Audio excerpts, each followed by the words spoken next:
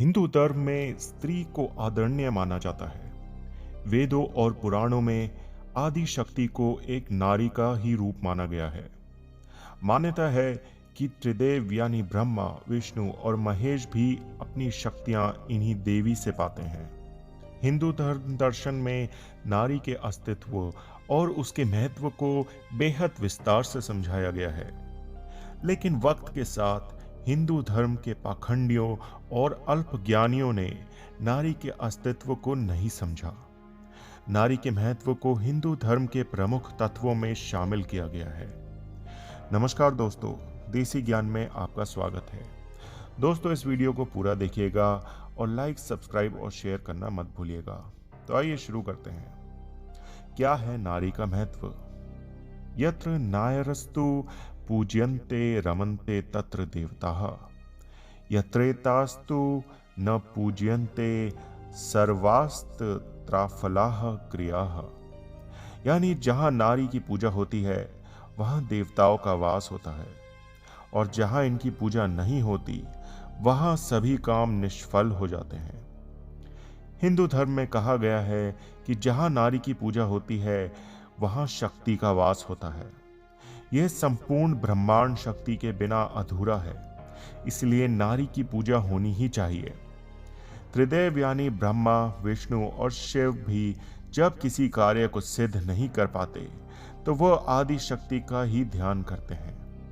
महिषासुर की कथा से यह सिद्ध होता है कि जिस परम शक्ति और सबसे बड़ी व्यवस्था का जिक्र किया गया है वो देवी भगवती यानी नारी के बेहद करीब या खुद भगवती दुर्गा ही है। हिंदू धर्म में एक परमेश्वर को सबसे बड़ा माना गया है जो ब्रह्मा, विष्णु और शिव से भी उच्च स्थान पर है। हिंदू धर्म में नारी की पूजा का विधान है। नवरात्र के दौरान कन्या पूजा के बिना पूजा अधूरी मानी जाती है। तीर्थ स्थान या किसी पूजा आदि में बिना पत्नी के बैठना पाप समान माना गया है। हिंदू धर्म में पत्नी को अर्धांगिनी यानी आधा अंग माना गया है। हिंदू धर्म के त्रिदेवों को भी उनकी पत्नियों के बिना अधूरा माना गया है, जैसे विष्णु जी और लक्ष्मी जी, शिव जी और पार्वती जी, ब्रह्मा जी और सरस्वती जी। ऐसी व्यवस्था को लागू कर आम लोगों के दिलों में नारी के प्रति श्रद्धा भाव को जगाए रखने का प्रयास किया गया है। बाद के वर्षों में अज्ञानी और पाखंडियों के कारण नारी के महत्व को अवश्य ठेस पहुंची है। कुछ बेबुनियादी प्रथाएं शुरू की गई जिनका वैदिक सनातन धर्म से कोई नाता नहीं है, जैसे सती प्रथा, बाल विवाह, दहेज आदि।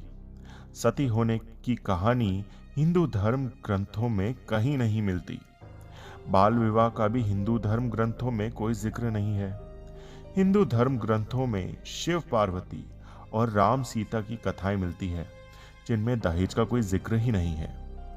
हिंदू सनातन धर्म में तो स्त्रियों के स्वयंवर की कथाएं हैं, यानी पहले स्त्रियां अपने लिए वर खुद पसंद करती थी।